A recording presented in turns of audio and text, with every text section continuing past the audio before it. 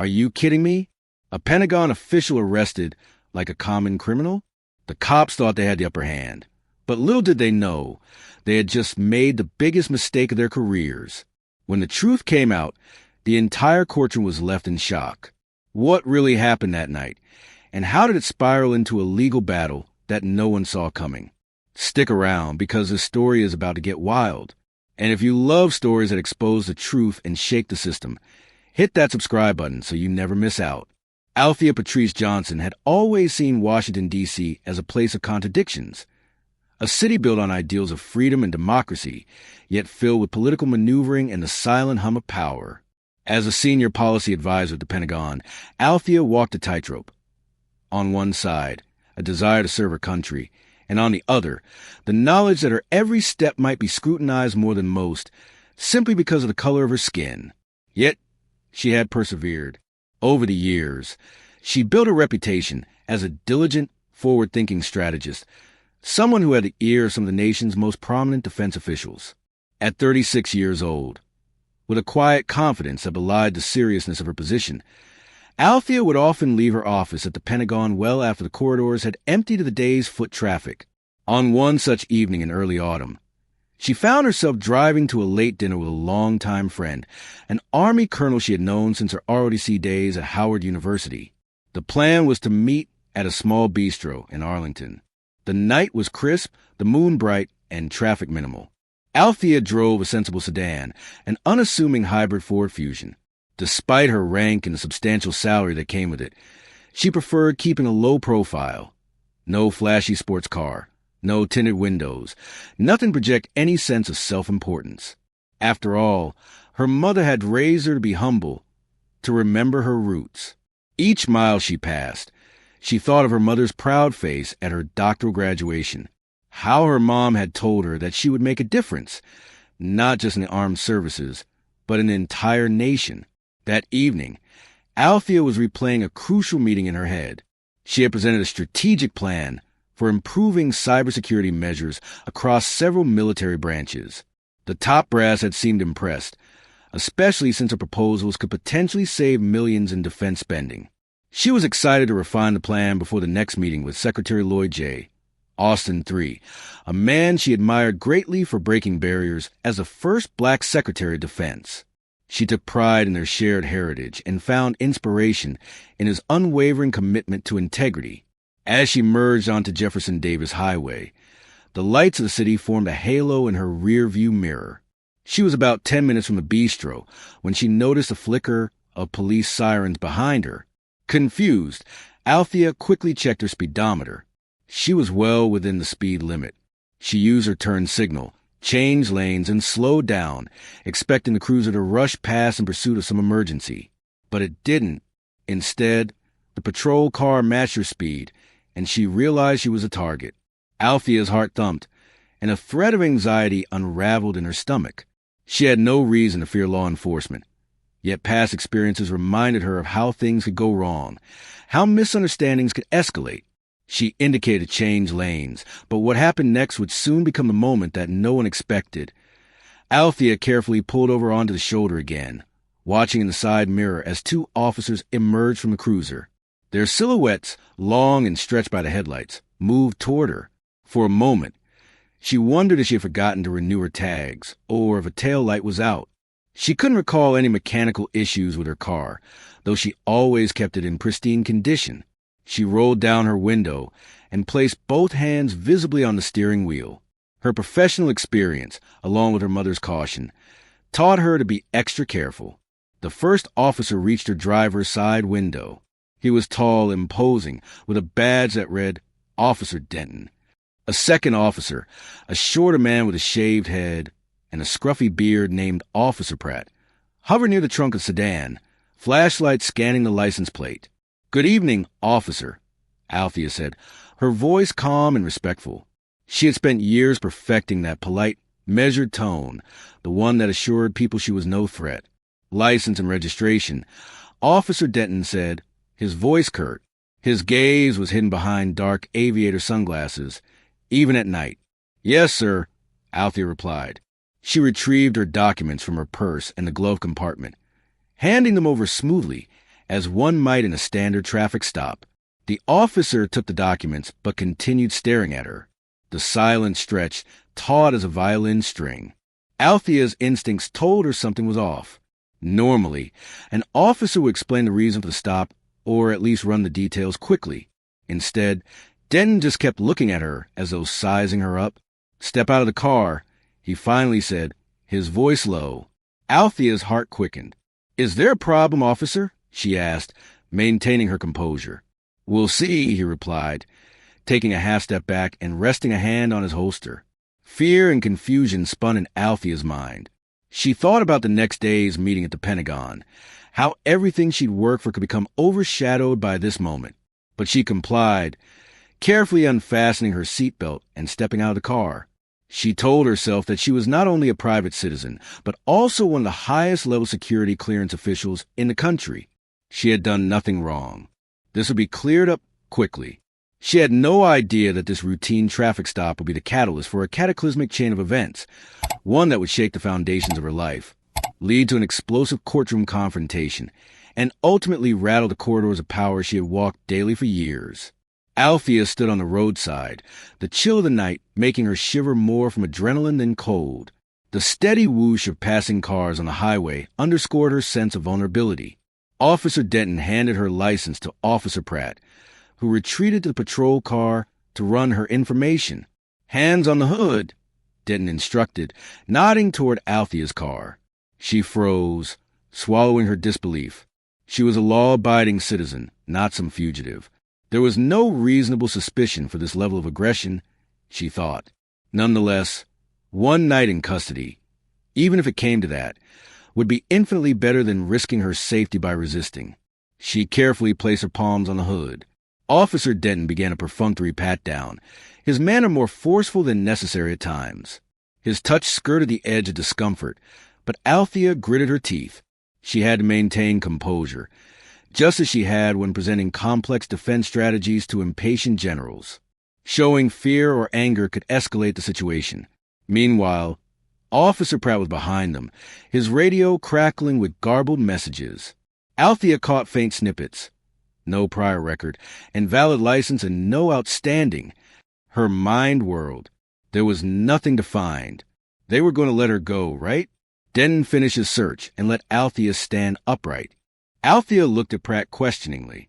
He approached, handing her the license back, but his expression remained guarded. "Everything checks out," he muttered, almost as though the fact displeased him. "We still need to verify something else." "What exactly do you need to verify?" Althea asked, carefully modulating her tone. Despite her outward calm, frustration simmered beneath. They had no probable cause to continue detaining her. Was this a random narcotic search or racial profiling? She didn't want to jump to conclusions, but the tension in the air felt thick with suspicion. Denton ignored her question. Instead, he walked around to the passenger side of Althea's car and shined his flashlight inside. "You traveling alone?" he asked. "Yes, officer. Heading to meet a colleague for dinner," Althea replied, still standing by the hood. "Would you like his number? He can confirm I'm meeting him." But Denton didn't respond. Instead, he yanked the passenger door open. The glove box was already open from earlier, when Althea retrieved her registration. He rifled through it. Althea's mind raced. She had no weapons, no drugs, nothing incriminating, but the intrusion still felt violating. Out of the corner of her eye, she spotted Officer Pratt stepping around to the trunk. "Pop it," he ordered, tapping on the trunk with his flashlight. Althea's mouth went dry. This was going too far. "I can open it for you, but I'd like to know why," Althea said firmly. "I'm not consenting to a search, but I'm not resisting your request either." She recalled the protocols taught in self-defense workshops and legal seminars. You can verbally refuse consent, but physically resisting is dangerous. The trunk clicked open. Pratt flipped it up, shining his flashlight over a neatly packed duffel bag, a small toolkit, and a spare tire.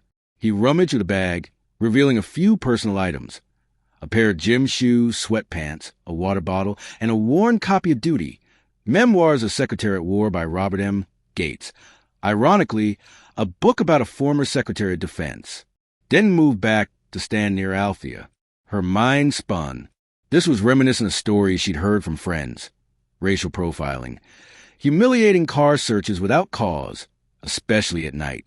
She was usually cautious not to drive late alone, but tonight had felt safe, so close to Arlington and the Pentagon. Yet here she was. After a few minutes of rummaging, Pratt slammed the trunk shut.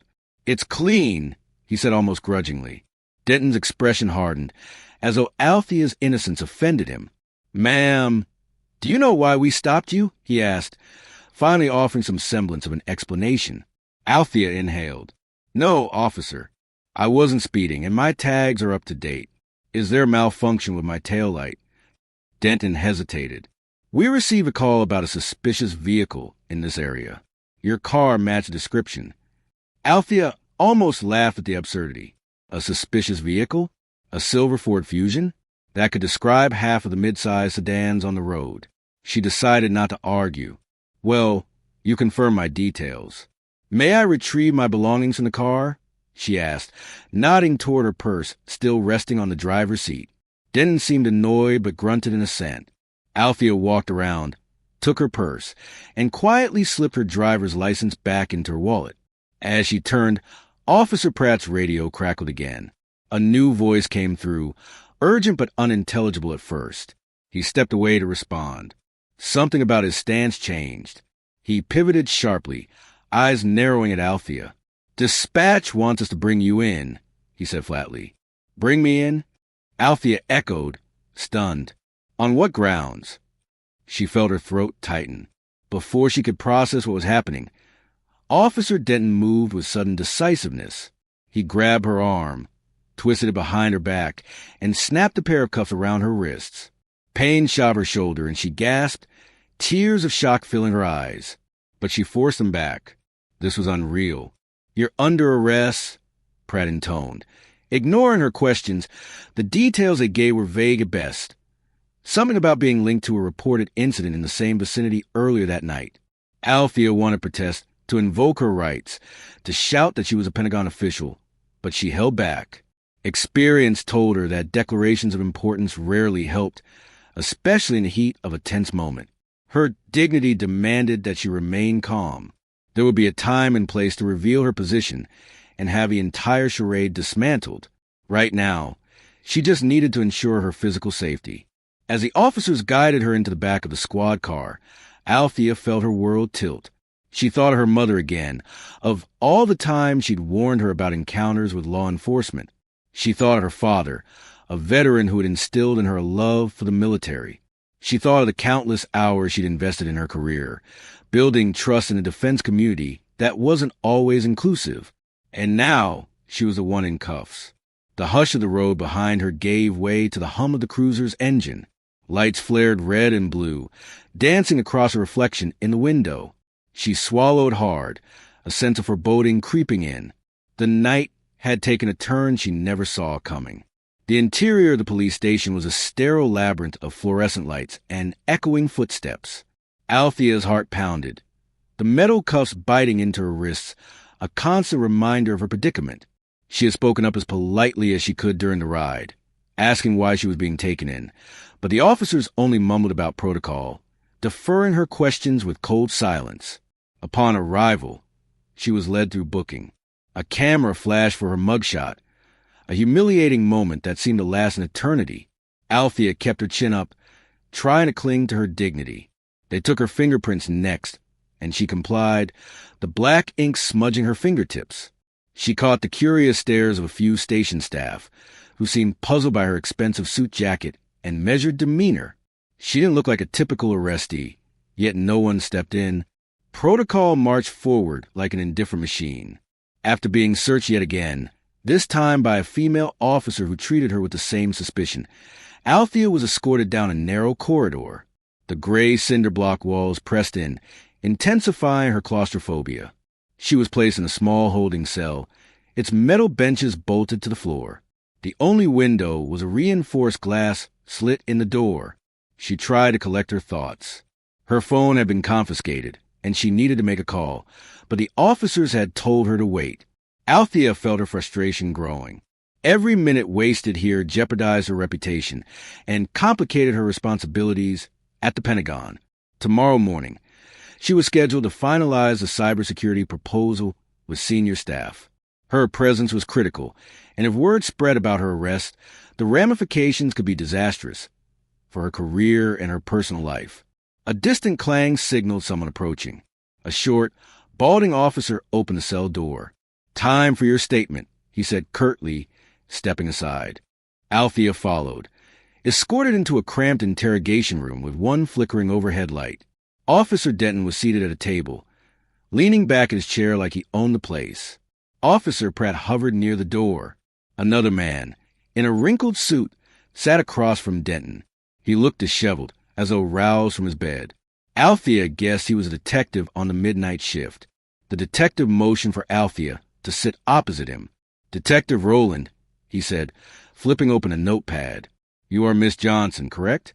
"Althea Patrice Johnson." He glanced up, eyes narrowing.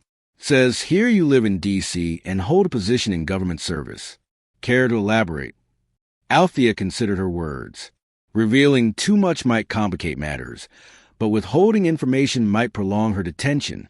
"I'm a senior policy advisor at the Pentagon," she said. "I have top-level security clearance. That's all I can share without proper protocol," she said calmly. Detective Rowland snorted softly, skepticism etched in every line of his face. "Right. Top-level security clearance," he echoed. "I assume you have a supervisor we can contact to verify?" Althea's tension eased slightly. Verification was the key to her release. "Yes," she said, her voice steady. "I like my phone call now. I can provide you with a direct line to my immediate superior, Colonel Stephen McKnight. If that's not sufficient, you can also contact the Pentagon Security Office. They'll confirm everything." Detective Rowland scribbled a note. "We'll see about that. First, Ms. Johnson, we have a reported incident in the area you were stopped, an armed robbery at a convenience store. The suspect was described as a black female in a silver sedan. We're looking into it. Care to offer an alibi for your whereabouts earlier tonight?" Althea exhaled, her frustration rising. "I left the Pentagon around 8. I drove straight to Arlington. I can't prove it without my phone, but my GPS logs will confirm my route." Detective Rowland nodded, scribbling. "Officer Denton and Officer Pratt say you were acting suspiciously during the stop, refusing to exit the vehicle." "That's not accurate," Althea countered. "I complied immediately. They searched my car without my consent, but I didn't resist. You'll see that in any dashcam footage." Denton scoffed from across the table, arms folded. "We had probable cause. You matched the description of the suspect." Althea responded, swallowing her anger. "Let me be clear. I had nothing to do with any robbery. I'm happy to provide any evidence to clear this up quickly." Detective Rowland watched her intently. "We'll run the dashcam footage and also see what the store surveillance tapes show. If you're clean, we'll figure out next steps." Althea folded her hands in her lap, forcing composure. She needed that phone call. She needed to contact Colonel McKnight, someone who would understand the gravity of arresting a Pentagon official with a spotless record. Finally, the detective glanced at Pratt. "Take Miss Johnson for a call," he said, sounding half bored, half intrigued. "Then return her to the holding cell."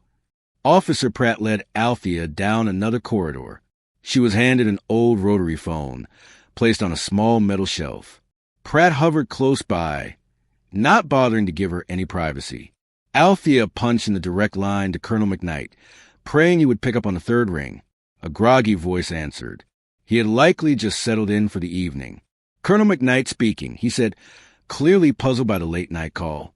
"Colonel," Althea said softly, desperation creeping into her tone. "It's Althea Johnson. I'm at the Arlington Police Department. I've been arrested on suspicion of an armed robbery. I had nothing to do with it." "What?" he exclaimed, his voice instantly alert. "It's Althea. What in the world is going on?" She explained the situation in clipped sentences, aware that Officer Pratt was eavesdropping. "They won't believe who I am. They won't confirm it. I need help, Colonel." "All right, calm down," McKnight said, regaining his military edge. "I'll make some calls right now. See what's going on. Stay put, follow protocol, and don't worry. I'll get you out." Althea hung up, relief and anxiety swirling within her. She knew Colonel McKnight had clout, but would the local police care? She'd have to wait, and waiting was the hardest part. Officer Pratt escorted her back to the holding cell. Inside, Althea leaned against a wall, the chill of the cinder block pressing through her suit jacket. She tried to focus on tomorrow, the plan to finalize the cybersecurity proposal. The best minds of the Pentagon had trusted her with this project. Yet here she was, handcuffed and humiliated. She pressed her eyes shut, willing herself not to cry. Minutes dragged into hours. She heard distant chatter, the buzz of a phone ringing intermittently. Each time, Althea hoped it was Colonel McKnight calling the station, but no one came to release her or provide further updates. The weight of injustice bore down on her. Despite her top-tier position, it felt like she was trapped in a Kafkaesque nightmare with no way out. In that silent cell, Althea realized this was more than just a misunderstanding. It was a collision of prejudice, bureaucracy, and plain bad timing. But she vowed this ordeal would not break her. Tomorrow, if all went well, she'd walk out with her head held high. Perhaps the officers who had so casually dismissed her would face a reckoning they'd never forget. By the time dawn broke, Althea had barely slept on the frigid metal bench in her cell. Memories of the fluorescent lights, the metallic echo of heavy doors, and the stale smell of disinfectant weighed on her. She had lost track of how many hours had passed since she'd been booked. Occasionally, an officer would walk by, glance into the cell, and continue without a word. Finally, just past sunrise, the cell door swung open. Detective Rowland stood there, looking somewhat uneasy. "Come with me," he said in a gruff voice. Althea rose, feeling every stiff muscle protest as she stood. He led her to a different interrogation room than before, a small space with a table, 2 chairs, and no windows. There, she saw Colonel Stephen McKnight standing, clad in casual civilian attire, but carrying himself with unmistakable military bearing. His face was set in stern lines. Detective Rowland cleared his throat. "Colonel McKnight has been, verifying your credentials. We're still cross-referencing some details."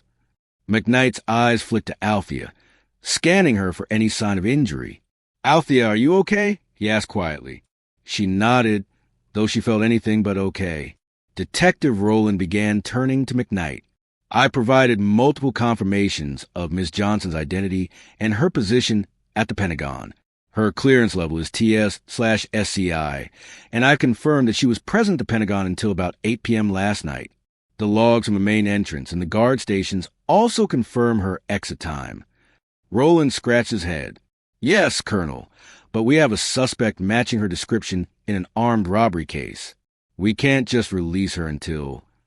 "Until what?" McKnight snapped, the impatience in his voice palpable. "Until you railroad a high-ranking government official, because you can't be bothered to examine the surveillance footage from the convenience store or the dash cam from the arresting officer's car." He tossed a folder on the table, bristling with documents. "Here's a partial record from the store's cameras. I had my own team pull it early this morning. The suspect isn't even wearing the same color outfit, let alone matching Miss Johnson's license plate.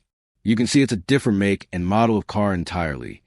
Rowland rifled through the documents, his expression shifting from defensive to uncertain. Althea watched him carefully. She could sense the tension in the room. McKnight was outraged, and rightfully so. "Colonel," Rowland said in a measured tone, "we're verifying everything, but you must understand we acted on a credible tip." McKnight cut him off.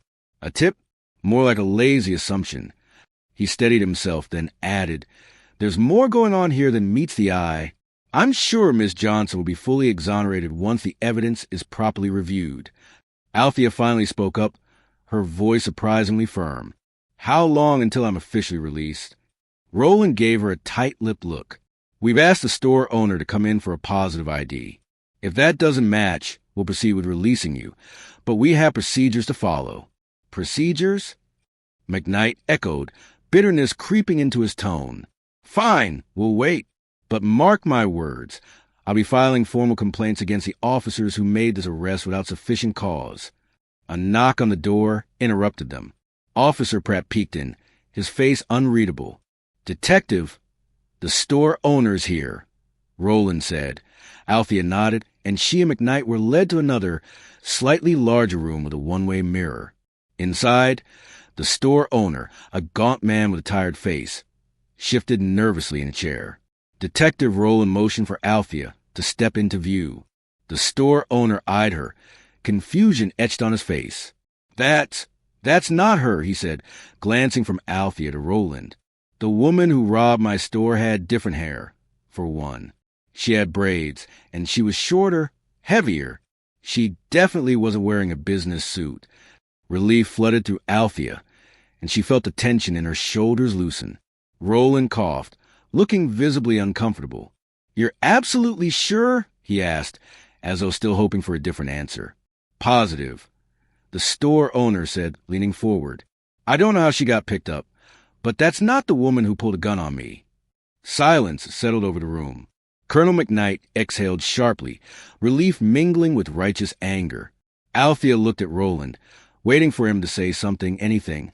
At last, Roland spoke, addressing Althea. "Ma'am, it appears there's been a mistake. You'll be free to go as soon as we complete the paperwork." "A mistake?" McKnight repeated, shaking his head. "An egregious error, more like." Within minutes, Althea was signing documents and retrieving her personal effects, her purse, phone, and keys. She noticed fresh scrapes on her phone's casing, probably from being tossed around during the search. Her business card holder was half crushed. As she slipped her phone into her purse, she saw Denton and Pratt standing at the far end of the station lobby. Denton met her gaze for a moment, his face stony, before looking away. Pratt pretended to be busy with a sheath of papers. McKnight guided Althea out into the crisp morning air. The sunlight felt liberating, but her mind was already running to the avalanche of repercussions. Missed calls, urgent emails, the tarnish to her reputation. She pictured tomorrow's meeting at the Pentagon and the stares of her colleagues if word got out. Sure, she had been exonerated, but rumors had a way of traveling fast, especially in government circles. As they stood on the sidewalk, McKnight turned to Althea. "I'm sorry you went through that," he said quietly. "I'll personally ensure those officers are held accountable. You deserve better, and our country deserves better from those sworn to protect it." Althea mustered a tired smile. "Thank you, Colonel. I appreciate everything you did this morning. I just want to forget this nightmare and get back to work." He nodded. "I'll have a car take you home. Get some rest, maybe a change of clothes. I'd like you in my office by noon to debrief. Secretary Austin's staff called me while I was on my way here. They're eager for your final recommendations on the cybersecurity initiative."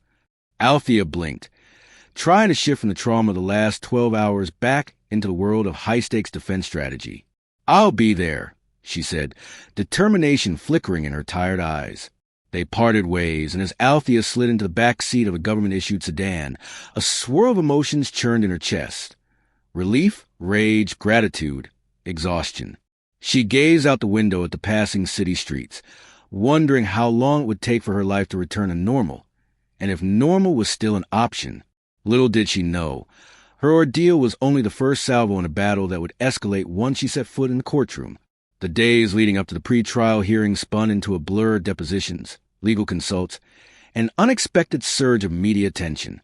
Initially, Althea had hoped the case would remain a discreet matter, something resolved in the quiet corridors of courthouse. But an enterprising local reporter caught wind that a Pentagon official was involved in a lawsuit against 2 Arlington police officers. The story practically wrote itself. High-powered Pentagon advisor versus local law enforcement. By the time Althea stepped onto the courthouse steps of the first preliminary hearing, a small knot of reporters had already gathered. Microphones thrust forward and cameras clicking. A well-dressed journalist from the Washington Post called out, "Miss Johnson, can you comment on the allegations of racial profiling?" Another, from a local TV station, added, "Is it true you're a top-level official at the Pentagon? Have you spoken with Secretary Lloyd Austin about this?" Althea shielded her face from the camera flashes, flanked by Colonel McKnight and a Pentagon-appointed attorney, a sharp-eyed litigator named Camille Webster. Webster ushered Althea past the swirling press. "No comments for now. The attorney said in a measured tone, "We'll release a statement at the appropriate time." Inside the courthouse, the air was cool and smelled faintly of stale coffee. Althea's nerves jangled, but she drew on her military training, maintaining composure under pressure. She and Webster took their seats behind the prosecution's table. Assistant District Attorney Renee Faulkner was already there, organizing files with quick precision. A few minutes later, Officers Denton and Pratt entered through a side door.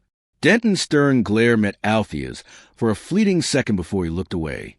Pratt, on the other hand, seemed nervous, his eyes darting around the room. They took their places at the defense table, accompanied by a union lawyer who wore a pinstripe suit a size too large. The judge, a middle-aged woman with a firm gaze, called the hearing to order. "Judge Pamela Winston," she stated, her voice clear and authoritative.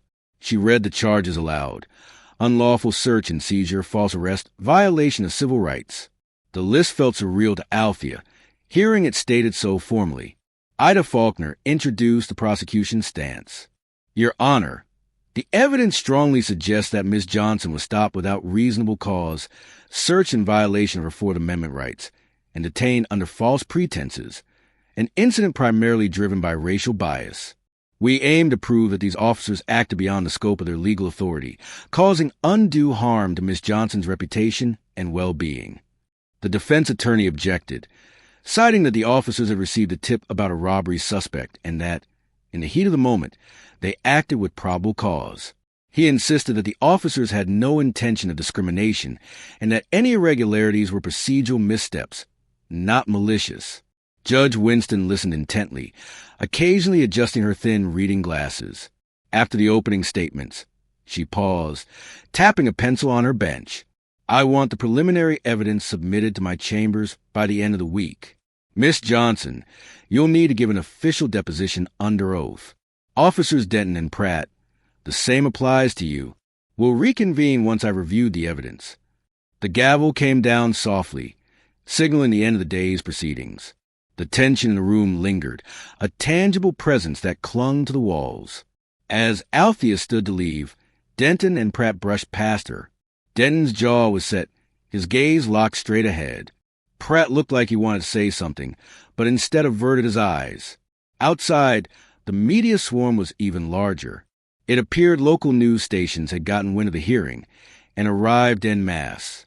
Ida Faulkner stepped forward to field a few questions on the prosecution's behalf, giving carefully worded statements. Althea remained silent, not wanting to be misquoted. That afternoon, in the quiet sanctuary of her Pentagon office, Althea stared at the folder containing her statement. Each page recounted the humiliating details of that night.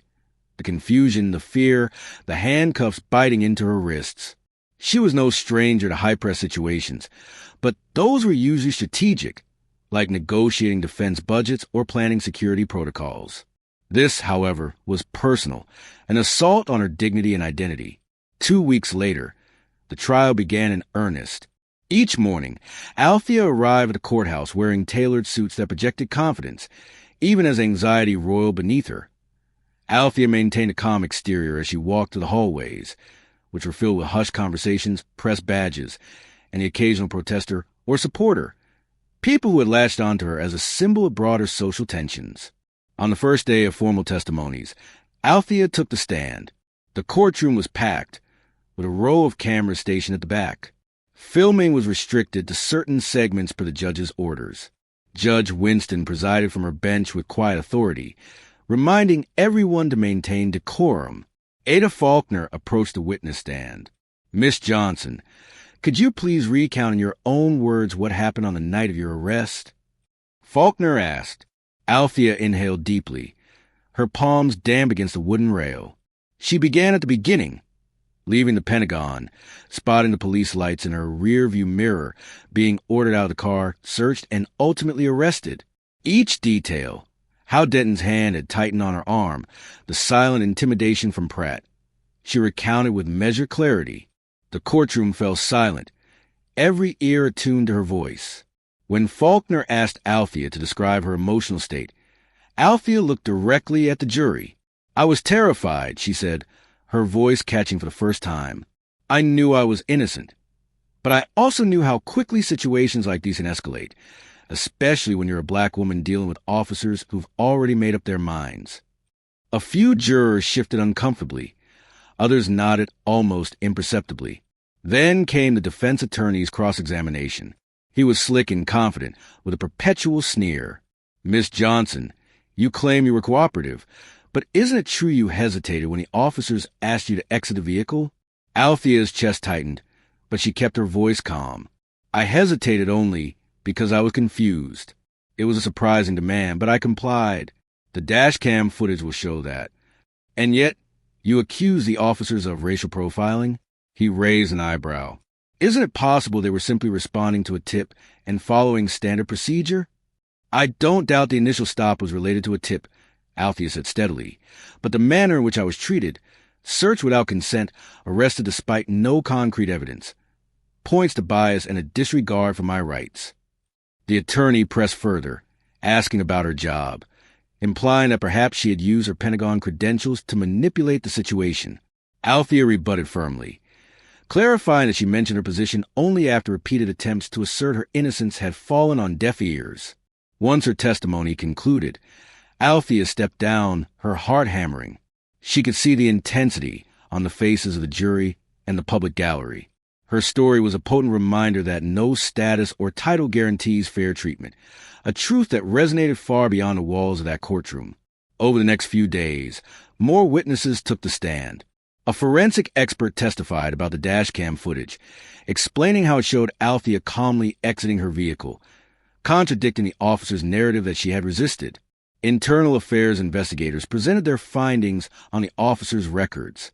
Denton had multiple complaints lodged against him for excessive force, though none had ever resulted in formal discipline. Pratt had fewer marks on his record, but there were still a couple of red flags. Perhaps the biggest bombshell came mid-trial when the prosecution introduced a new witness, a former partner of Denton who had retired from the force 2 years prior. In a sworn statement, he recounted hearing Denton make derogatory remarks about black motorists, bragging about teaching them a lesson during stops. The defense counsel objected furiously, but Judge Winston allowed the testimony, citing its potential relevance to Denton's pattern of behavior. The courtroom was electric, with tension. Denton shifted in his seat, his face going pale, while Pratt stared at the floor. Gasps rippled through the courtroom as the implications of the testimony sunk in. In the public gallery, Althea couldn't help but feel vindicated, though a small, sad part of her recognized that such attitudes were not isolated to one man. When Denton finally took the stand in his own defense, his composure cracked under Faulkner's relentless questioning. He stumbled through explanations, contradicting himself about why he had singled out Althea's car. At one point, he claimed the suspect's license plate matched Althea's, but Faulkner quickly produced evidence showing the plates were vastly different. Each slide chipped away at the facade he had tried to maintain. Pratt's turn came next, and he fared slightly better, blaming Denton for most of the decisions that night. But under the heat of cross-examination, he admitted he never personally saw Althea do anything suspicious. He was just backing up his partner's call. By the end of the day, however, the defense looked rattled. The prosecution had painted a clear picture. Althea as an innocent woman subjected to an unlawful and biased arrest, and Denton as a cop with a history of prejudicial behavior who had roped Pratt into wrongdoing. Althea walked out of the courthouse into a sea of reporters shouting questions. The glare of cameras was almost blinding. She felt like she could finally breathe, but the final arguments were still ahead. Even so, she had a growing sense that justice was within reach, and in the wings, a karmic reckoning was about to unfold. One that would be more dramatic and far-reaching than anyone in that courthouse could have anticipated. As the trial neared its conclusion, the atmosphere in the courthouse became increasingly charged. Lawyers worked long hours preparing their final arguments. Journalists staked out vantage points to catch every statement. The public gallery remained crowded with spectators, trading theories on how the jury would rule. Behind the scenes, however, a separate drama was unfolding. Althea's Pentagon ties had not gone unnoticed by Denton and Pratt's defense team.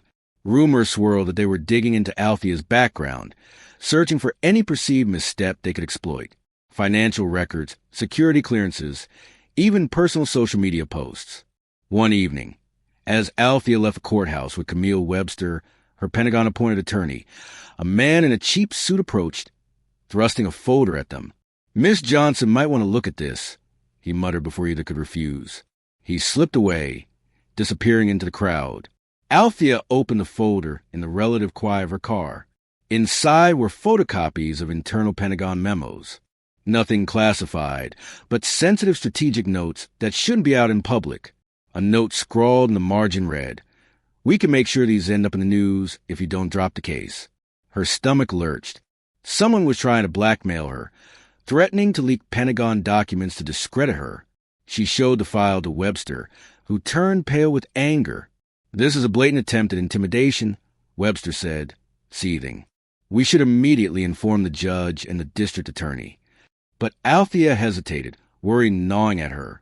"If we make this public, it might compromise national security. Plus, the defense might spin it as me mishandling documents. This could spiral out of control." "That's exactly why we can't let them bully us," Webster insisted.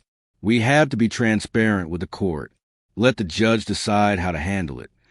On the second-to-last day of the trial, another shock rippled through the courtroom. Ada Faulkner introduced a newly uncovered piece of evidence, a cluster of text messages Denton had sent Pratt immediately following Althea's arrest. In them, Denton wrote disparaging remarks about arrogant suits thinking they're above the law, and implied that a night in jail would teach her some respect. The messages hit like a bombshell. Denton's attempt to claim a good-faith mistake unraveled further. Gas sounded in the gallery, and even the defense attorney looked momentarily speechless. That evening, Denton's lawyer approached Althea outside the courtroom with a forced smile. "I'm sure you'll be hearing from us, Miss Johnson, if you'd like to discuss a settlement." Althea stared at him, a wave of indignation washing over her. "This isn't about money," she replied icily. "It's about accountability." He flinched at her tone and hastily retreated. The stage was set for a dramatic finale, with the blackmail attempt under investigation, damning evidence piling up, and Denton's credibility in tatters. Althea felt momentum on her side. Yet, she couldn't shake the nagging sense that a final twist was lurking just around the corner, poised to test her resolve in ways she couldn't yet fathom.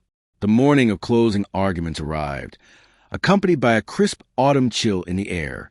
The courtroom was at capacity, with murmurs of anticipation coursing through the rows of observers. Althea felt the weight of countless eyes on her as she took her seat, her pulse tapping a nervous rhythm in her veins. Ada Faulkner began addressing the jury in a measured, resonant voice. "This case is not just about a single traffic stop gone wrong. It's about a systemic issue, about accountability for those entrusted to uphold the law. Officer Denton and Officer Pratt acted on bias, not evidence. They humiliated a law-abiding citizen, Miss Althea Johnson, and deprived her of her fundamental rights. We ask you to stand for justice and find them responsible for this grievous misconduct." She then recapped the evidence: the dashcam footage, Denton's derogatory text messages, the pattern of complaints in his file, and Pratt's own admissions. The narrative formed a clear arc of abuse of power. When the defense attorney stood, he attempted to shift the focus. "Ladies and gentlemen of the jury, we all make mistakes. Officer Denton and Officer Pratt were under intense pressure following a tip about an armed robber. Could their judgment have been clouded? Possibly. But were their actions intentionally racist or malicious? The defense argues no. These are honorable officers who serve the community every day." His plea fell somewhat flat, especially in light of the text messages.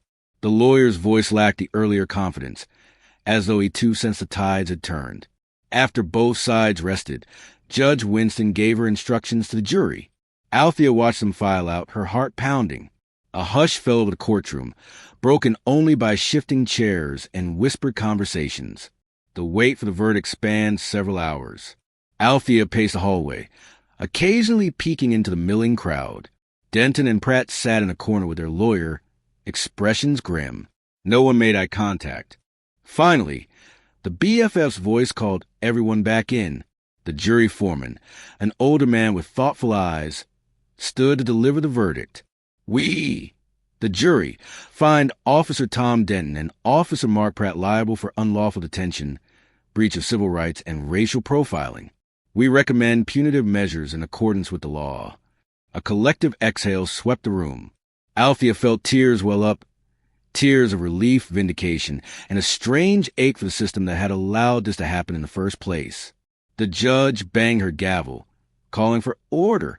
"Officers Denton and Pratt, you are hereby found guilty on the charges presented. Sentencing will take place next week. Court is adjourned." As chaos erupted, media clamoring for quotes, lawyers shaking hands, Althea stood rooted, the enormity of the moment washing over her. She turned to see Denton being taken aside by a pair of fellow officers, his face drawn and pale. Pratt looked equally rattled. His shoulders slumped as if the weight of the entire courthouse pressed down on him. Assistant D.A. Faulkner approached, offering a smile. "Congratulations, Miss Johnson. The jury sided with justice today." Althea nodded, a lump in her throat preventing speech. Colonel McKnight joined them, clapping a hand on her shoulder. "We'll be sure to let the secretary know that the truth prevailed," he said. The reporters descended like a flock of seagulls, questions flying. "Miss Johnson, how do you feel about the verdict? Will you press additional charges? Is there a statement from the Pentagon?" Althea raised a hand, her voice steady yet resonant. "I'm grateful to the jury for upholding the rule of law. This was never about vengeance. It was about justice. I hope this outcome serves as a reminder that no one is above accountability, not even those who wear a badge." The reporters continued firing questions, but Althea gently excused herself. She navigated through the throng, stepping outside into a bright, windy day. The crisp air filled her lungs, bringing a renewed sense of freedom. In the days that followed, the karmic fallout was profound. Denton was dismissed from the force and faced further internal investigations regarding past complaints. Pratt, who had cooperated more, received a lighter sentence but still lost his job. The city council announced an independent review of policing practices to prevent future injustices. Public pressure grew for improved police training and better accountability measures. For Althea, life at the Pentagon resumed with a heightened sense of purpose. Secretary Austin personally commended her courage, hinting at potential advancement opportunities. She accepted the praise graciously, though in her heart, she remained humbled by the ordeal. She recognized that many people in similar situations lacked the resources and status. Still, the victory felt like a triumph for more than just her. It was a step toward dismantling a deeply ingrained culture of mistrust and prejudice. Each day, she walked into the Pentagon with her head held high, determined to excel at her duties, to serve her country, and to champion the cause of justice wherever she could. As for Denton and Pratt, they became cautionary tales, a reminder that the abuse of power carries steep consequences. Some whispered that Denton struggled to find work, his reputation irrevocably tarnished. Pratt relocated to another state, hoping to rebuild a semblance of his life. Neither man escaped the reach of their own actions. In every sense, the karmic pendulum had swung back with a force few had anticipated, reminding everyone that sometimes justice does prevail, and when it does, it can be breathtakingly swift. A month after the trial ended, Althea found herself back in the same Arlington courtroom. Not for another hearing, but for a community forum addressing policing reforms. The city council had invited her to speak about her experiences and provide insight into how systemic changes could be enacted. She'd agreed, seeing this as an opportunity to ensure her ordeal wasn't just a headline, but a catalyst for meaningful change. The audience, packed into rows of wooden seats, included local politicians, activists, and everyday citizens curious about the new initiatives. Cameras rolled quietly in the back. The media frenzy had died down significantly since the trial. On stage, a panel of speakers waited their turn. When Althea took the microphone, a hush fell. She briefly recounted her arrest, not dwelling on the details, but framing it as an example of what happens when biases go unchecked. Then she pivoted, speaking about the broader issues. Training programs that neglected cultural sensitivity, the reluctance to discipline officers with repeated complaints, and the lack of accountability structures. "I come from a background of public service," she said, her voice clear and unwavering. "At the Pentagon, we operate under rigorous checks and balances. Mistakes can cost lives and disrupt national security. While policing isn't the same as military defense, both fields share a fundamental requirement for integrity and accountability. We can't tolerate negligence or bias because the cost is too high. It shatters public trust and endangers the very people we aim to protect. Her words resonated, drawing applause. She concluded by urging the city council was urged to adopt reforms that would make such incidents less likely. More transparency in complaints, ongoing anti-bias training, and partnerships with community groups. After the forum, as Althea stepped off the stage, a young black woman approached her, eyes bright with admiration. "Thank you," she said softly. "Your story gave me hope that speaking up actually matters." Althea smiled, a sense of validation warming her chest. She remembered her own fear the night she was hauled into a police cruiser, the uncertainty of how it would end. Now, she had the privilege to stand before a crowd and advocate for change, an outcome that could have easily been reversed if she hadn't had support and resources. In the ensuing weeks, Althea devoted herself fully to her Pentagon responsibilities, which had grown even more critical as the nation navigated shifting global security demands. She led task forces, strategized with top officials, and contributed to policy decisions that shaped America's defense posture. All the while, the echoes of her courtroom battles stayed with her, fueling a deeper resolve. One day, Colonel McKnight summoned her for a meeting in his office. As she stepped in, she saw Secretary Lloyd J. Austin III seated beside him, both men wearing broad smiles. Her heart skipped a beat. "Miss Johnson, you've demonstrated exceptional commitment, not just to your role here, but to the principles of justice and public service," Austin began. "We've been watching your work on the cybersecurity initiative, and we believe you're ready for a new challenge." McKnight slid a folder across the table. Inside was an offer letter for a position as Deputy Director of Strategic Operations, an influential role with far-reaching impact. Althea's hand trembled as she read it, tears threatening to gather at the corners of her eyes.